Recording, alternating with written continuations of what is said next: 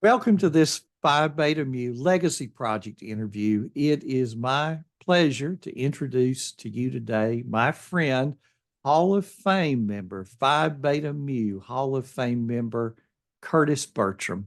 Curtis, welcome. Thank you, Frank. We have known each other for a long, long time. We went to college together. But for both of us, our musical career started long before that. So I'd like to just start off. Let's go right back to the very beginning as far as how you got your start in music.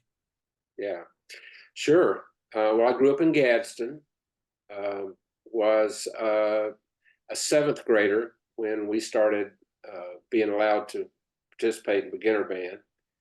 And actually, it kind of fell to me to have a tenor saxophone in my house because my brother had started a couple of years, he's 2 or 3 years older than me, and he had started in band at Disque Middle School and decided that that wasn't for him after a year or two. So there appeared a tenor sax at my house, and so it became a great opportunity for me to try something. And it's just one of those things that clicked with me immediately. I had a fantastic, fantastic middle school band director, Homer McCollum, Huh?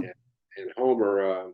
Just looking back, of course, we didn't realize it when we were in the middle school age, but Homer was probably as good a musician as anybody I've ever been around or had the pleasure of meeting. And his approach to things and his personality and all of his interest in music going on at the time really kind of solidified my enjoyment of getting to learn to play. And I'd taken piano for 5 or 6 years, so I certainly wasn't extremely naturally talented, but I did have a pretty good ear, and it all kind of clicked for me pretty easily. So that's kind of how I started out. And one kind of interesting thing that Homer was an incredible arranger. Anybody that knew him from back in the day, he was fantastic.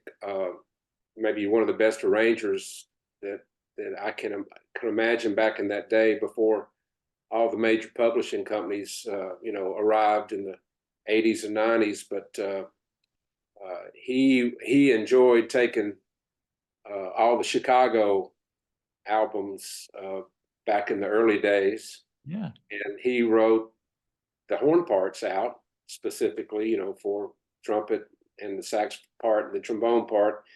And I can truthfully say, looking back on those years, that he gave me copies of all those saxophone parts, and I spent so much time at home playing with Chicago records, knowing that I was playing exactly the same notes, the same instruments. And it's amazing, assimilating to all those rhythms and the different harmonies and things without really technically knowing what was going on. It made a big difference in my life.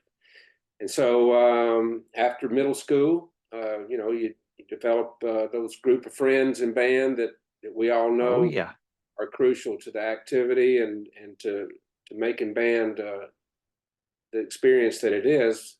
And then your buddies move on up to high school, and you just get closer. And musically, you challenge more. And I was had the pleasure of having my first year at Gadsden High School, because back then we were 10 through 12, not 9 through 12. Right. By the way, I love the old junior high school setup. I think that we kind of Oh, went, I did too. Yeah. I think we went sideways when we got away from 7, 8, and 9. Yeah.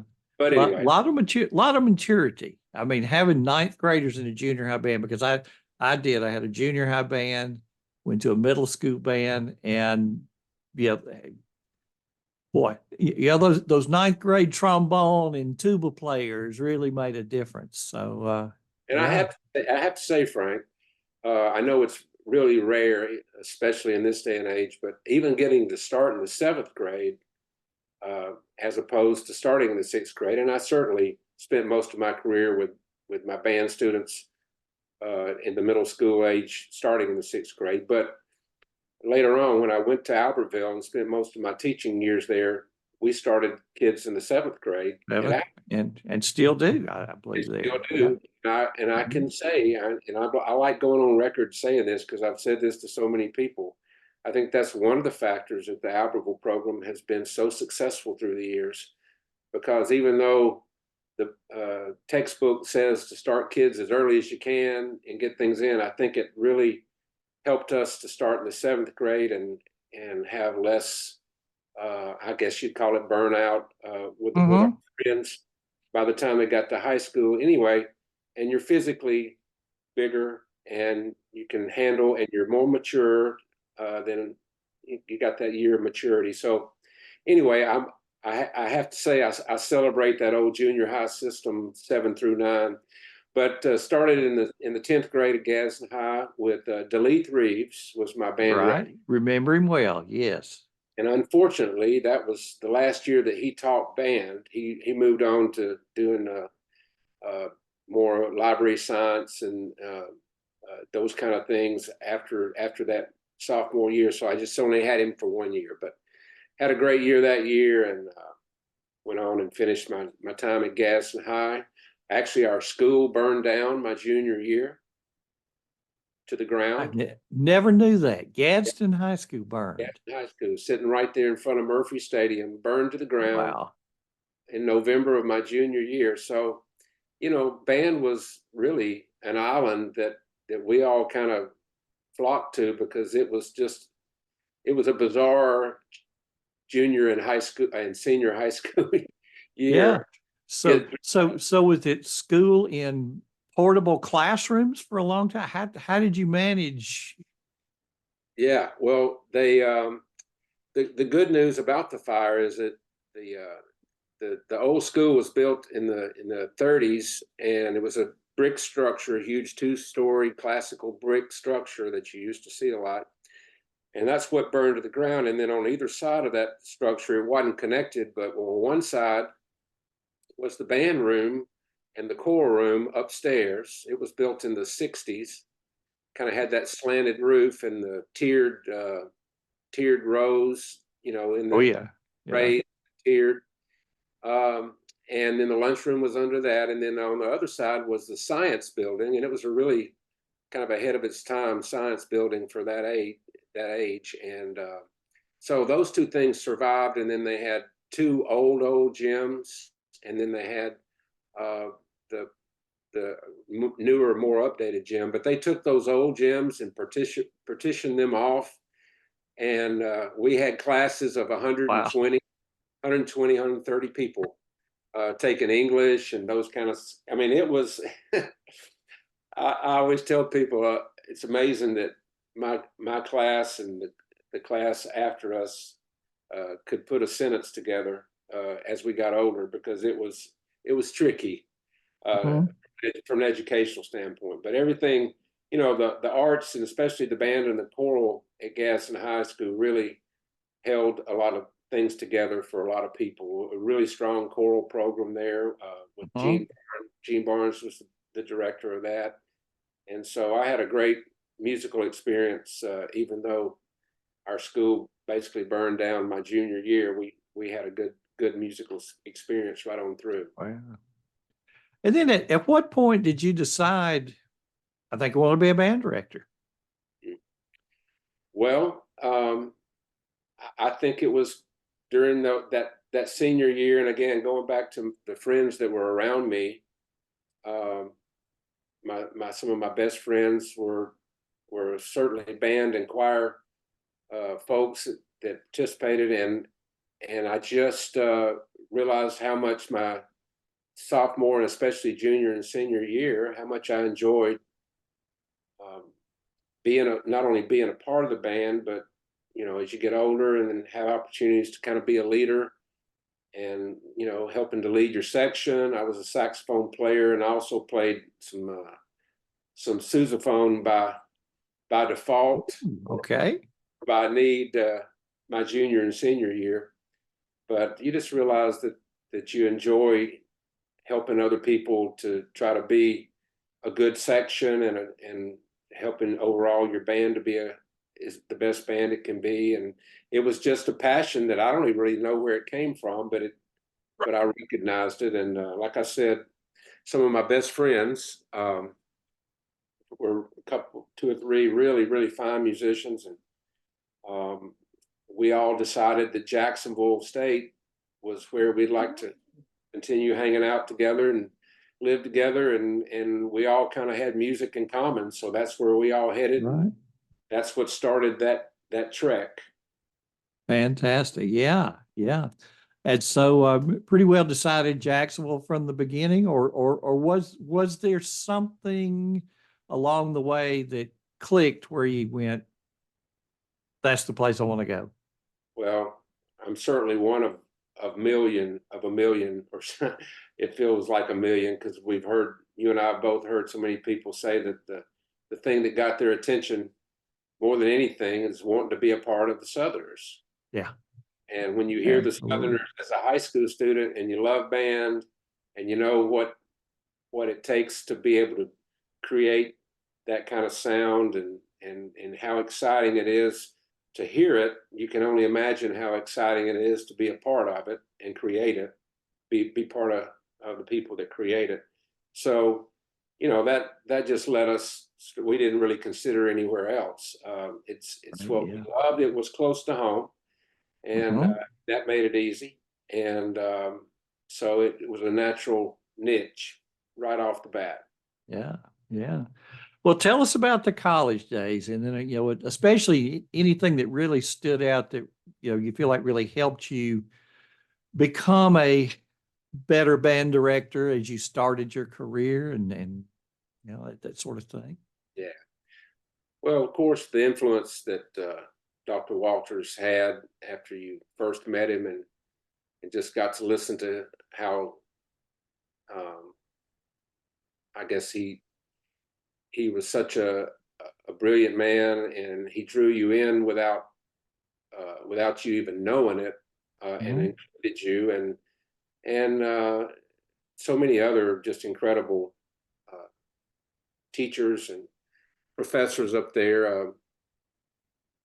I spent time each year at Jacksonville in the a cappella choir, and musically, maybe It's a fine group. took as much musically from that group as I did any other experience there. And Bane Dobbins was an incredible teacher and knew how to make concepts come alive, and you could hook into what he was saying. And so Dr. Addinger, of course, this such an incredible saxophone professor, and I had not had really much exposure to high level saxophone instruction before I got to college, and it was a You got it there, though. shock to my system.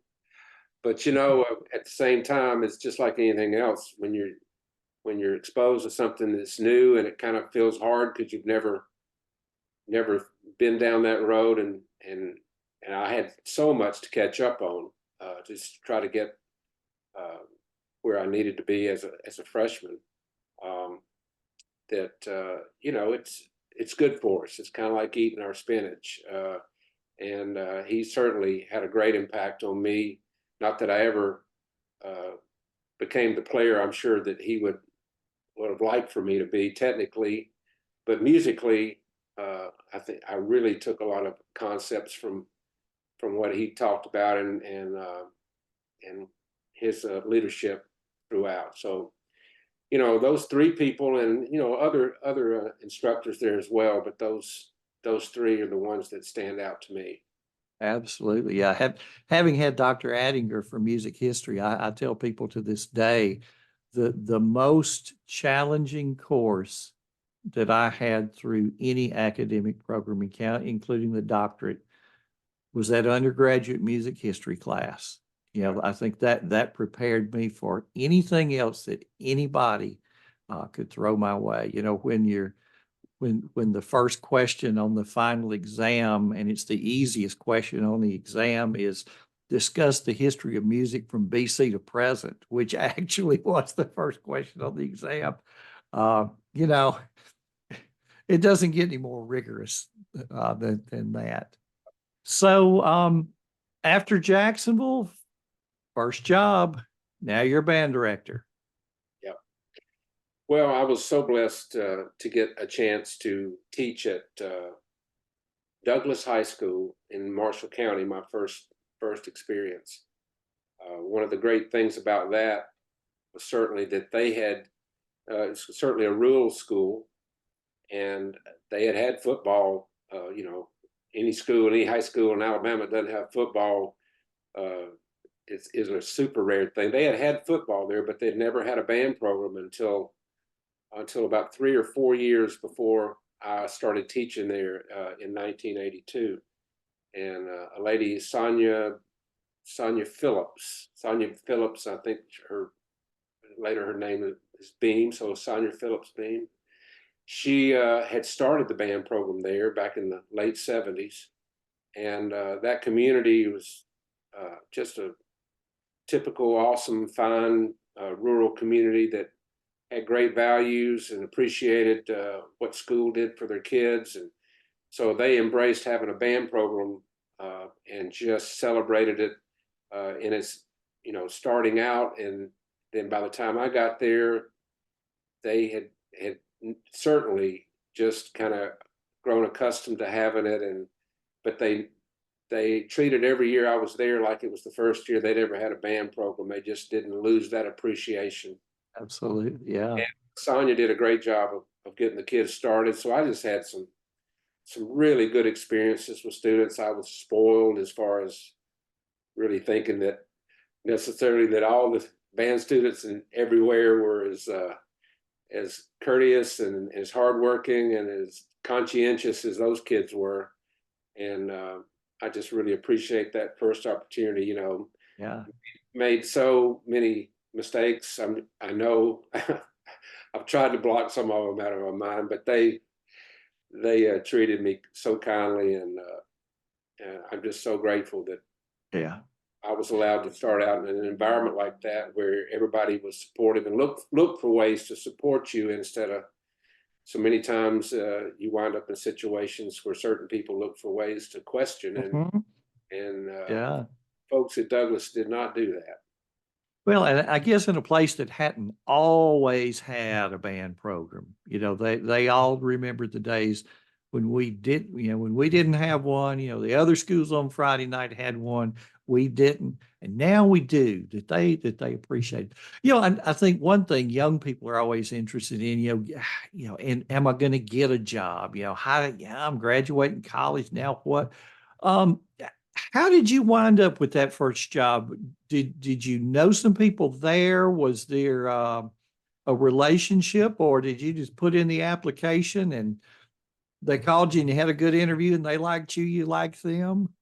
That's right. Well, yeah, I didn't have any connections there, and I had been I married my wife Marcia about a year and a half before, and so we were newlyweds. And she was already a teacher, and of course she was. She and I both were anxious for me to get started, especially she was, and I don't blame her. I was too. Yeah.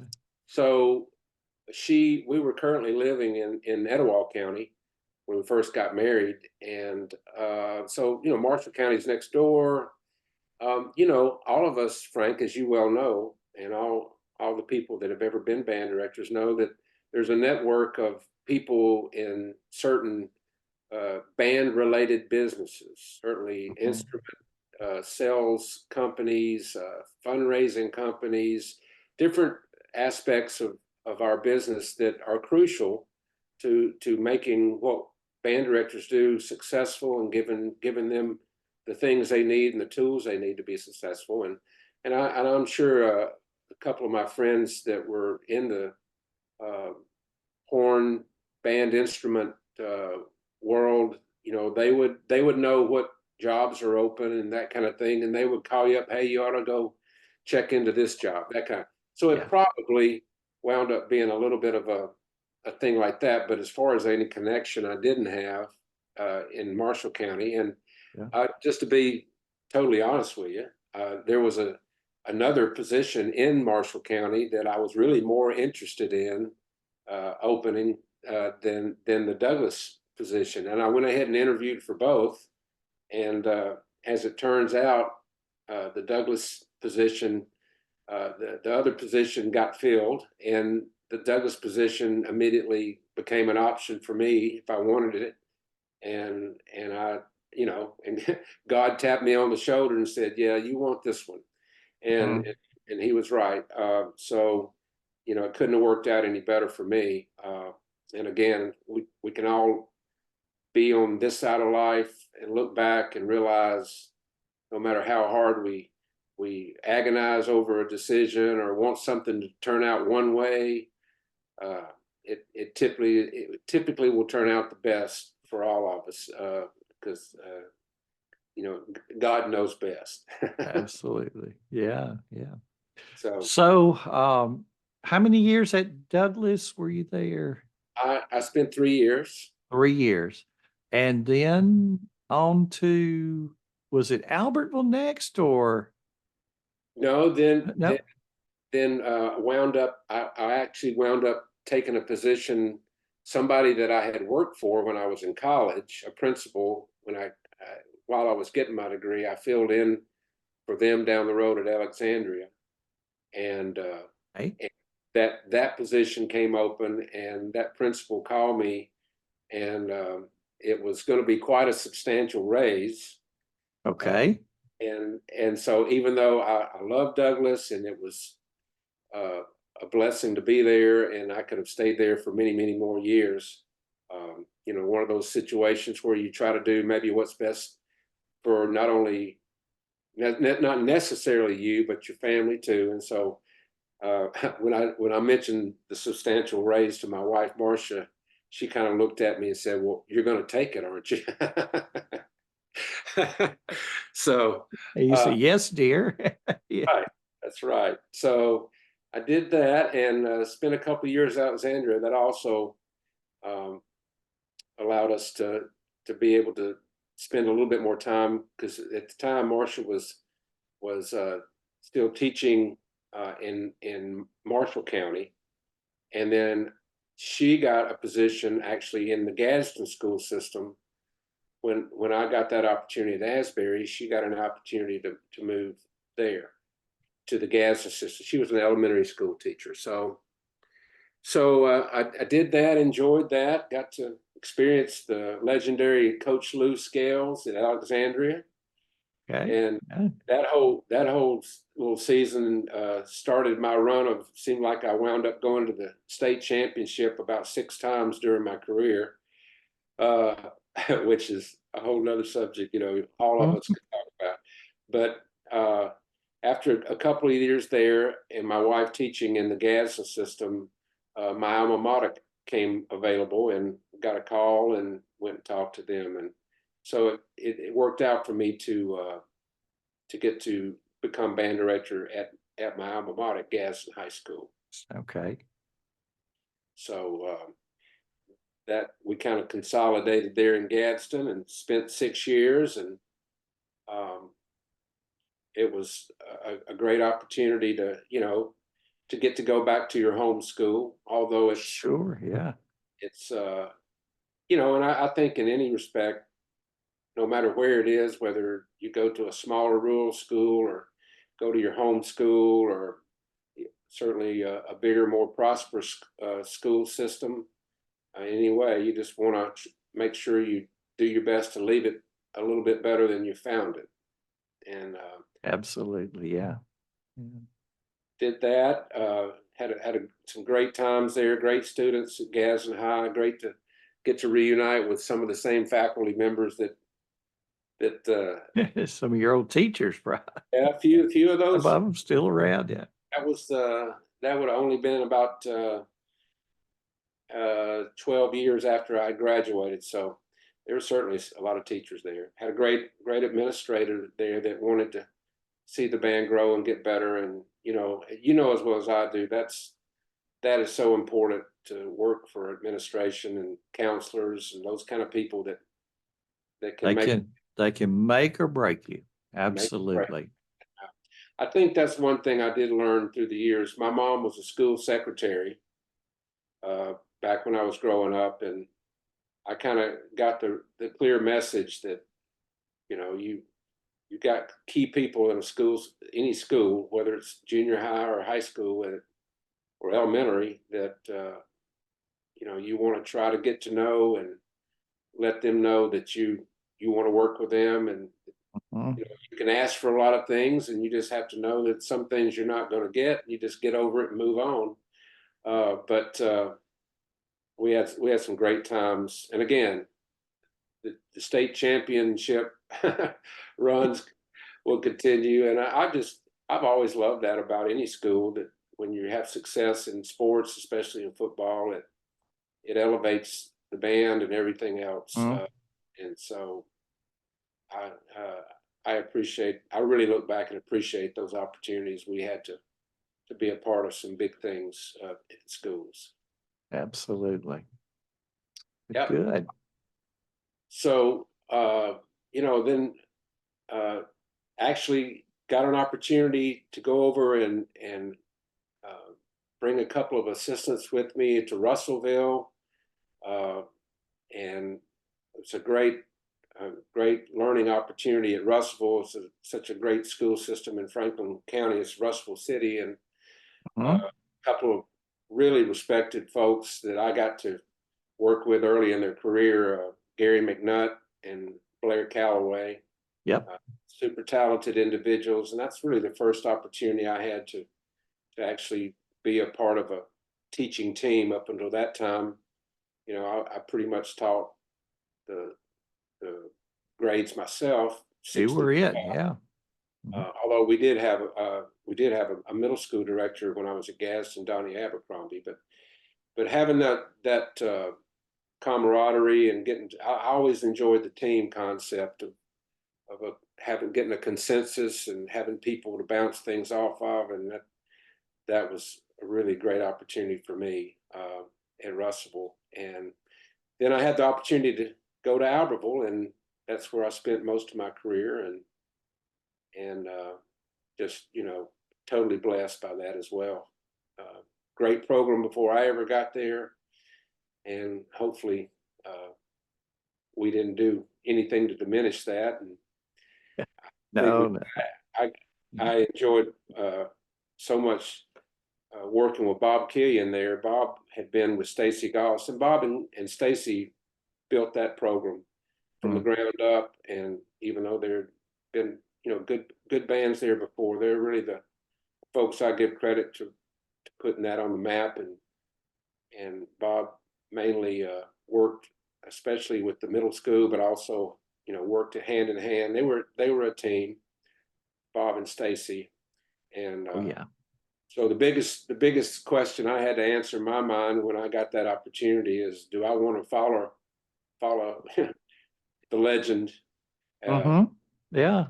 the Bear Bryant of band directing in my mind, even though he was an Auburn fan, I couldn't say that around.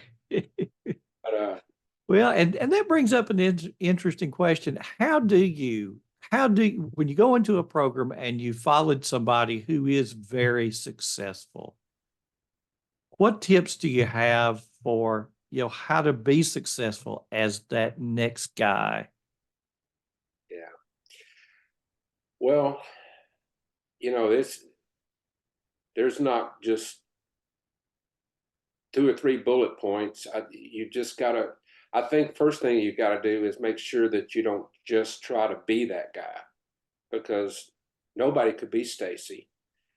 I guess one of the best things about coming into the Albertville program after Stacy had been there 20 years is that as I had watched the Albertville program and watched how he handled his marching band and what he did with his concert bands and those aspects, and just how he handled, if I happened to be around him and some of his parents were around. I mean, he and I did really share a lot of the same uh, thoughts, a lot of not necessarily always the same techniques. I think that's what is really important. Because we all do things and try to accomplish certain things a little differently based on our personalities. Uh, but yet we all have a lot of the same things in common, and how we structure the program. And it's, the aspects of discipline, and the aspects of how you want the students to perceive you as being approachable, uh, what kind of impact you want the band's product to have on people listening. I just there were so many things about how Stacy approached what he had the band do at Albertville that I kind of felt that way when I was doing my first job. That those were kind of the same concepts that enjoyed entertaining whoever's listening, Mhm. and it enjoyed being, I guess the word is not being ignored, to try Right. Yeah.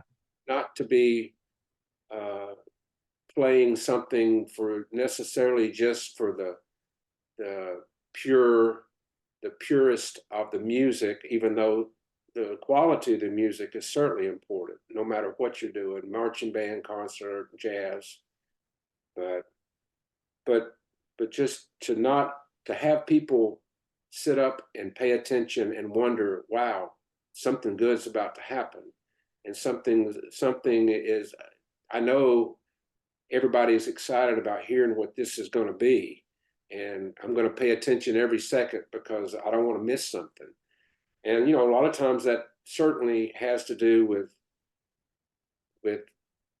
just the impact you have in the music you choose to play, and how you put it together, and then how you stage it.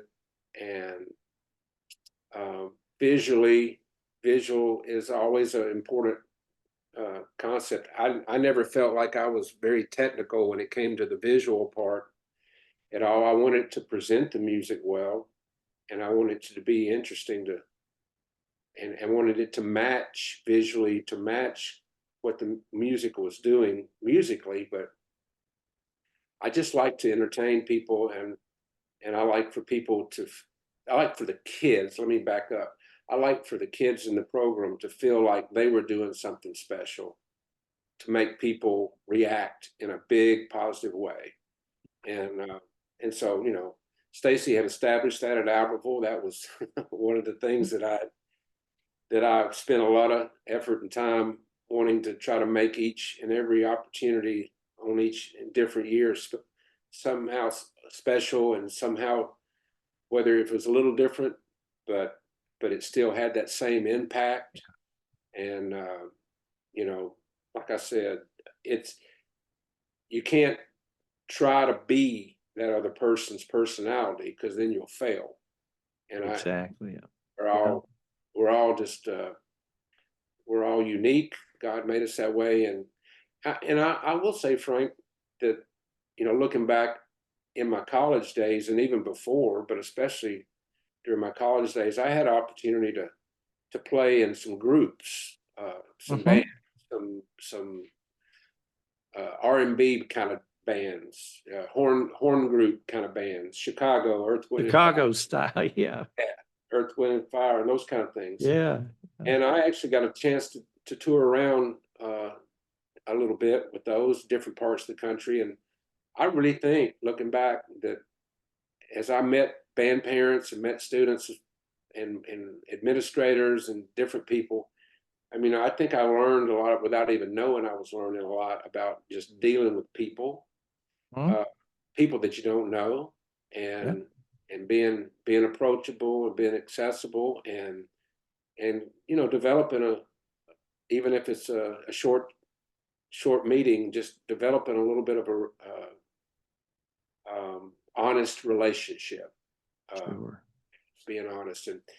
And I will say that at Albertville, besides the incredible students we had, and really good administration, the, the, the band parents that were part of what's going on, man, they are literally the backbone of everybody's organization, but especially that organization at Albertville, because those seeds that were planted back in the late '70s by Stacy and Bob, they're prospering more than ever today. And the band Yeah. and the parents that are around that help with all those things, that take it off us as band directors, and allow us to focus on the technical things and the music, but just an army of band parents. And that's true in all these other places that I had the pleasure of teaching to, not just one place, but it especially taught me that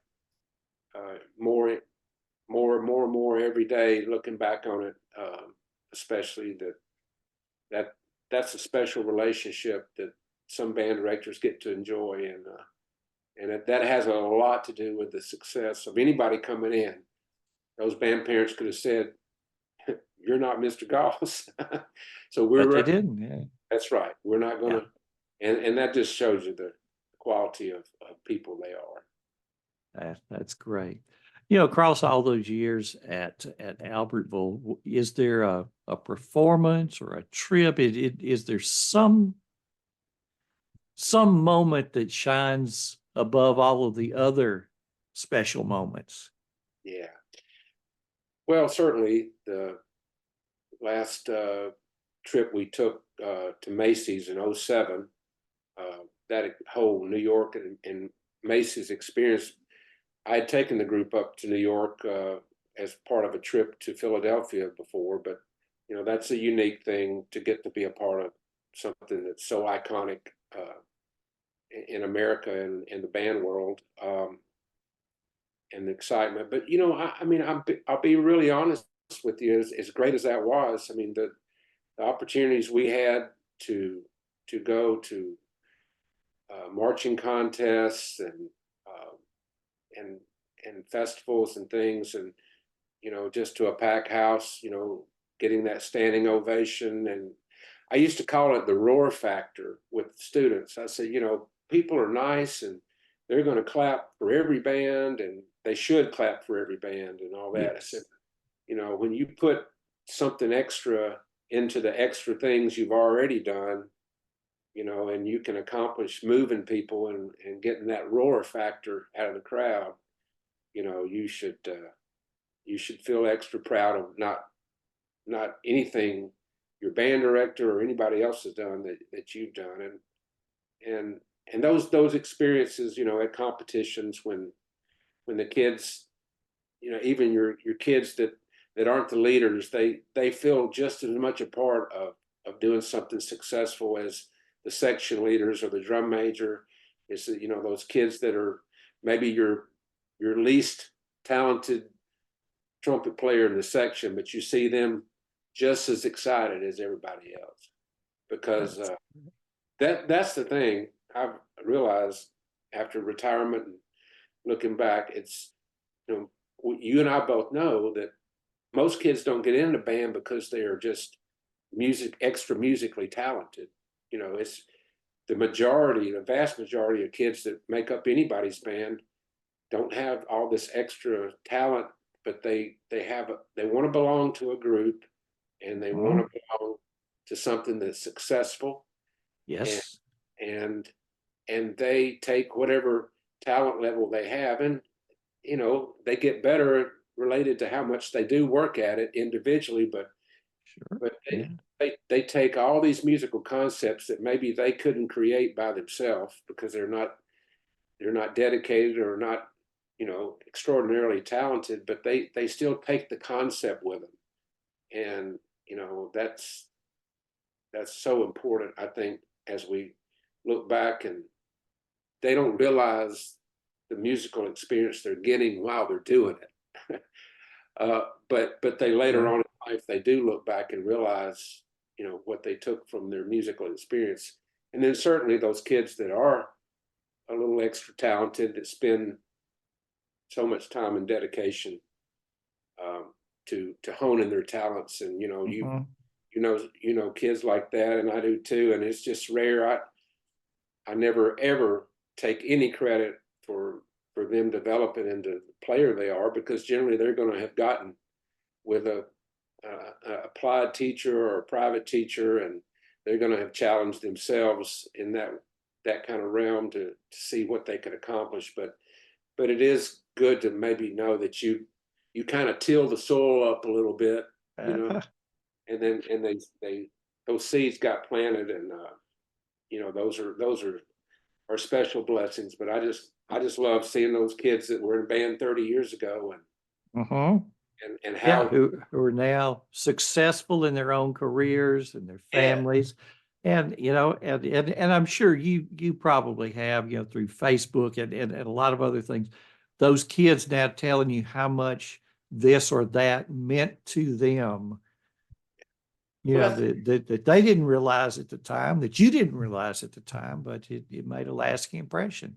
yeah, music and band was the vehicle for them to learn those personal traits in that really uh, tough age of 13 or 14 to 18, where things can go sideways, and but they learn those aspects of discipline, and getting along with people that aren't your best friends, getting along with people that you don't like, and learning to work and march side by side, or Uh-huh. sit in a concert arc and play with them side by, but you learn to do that.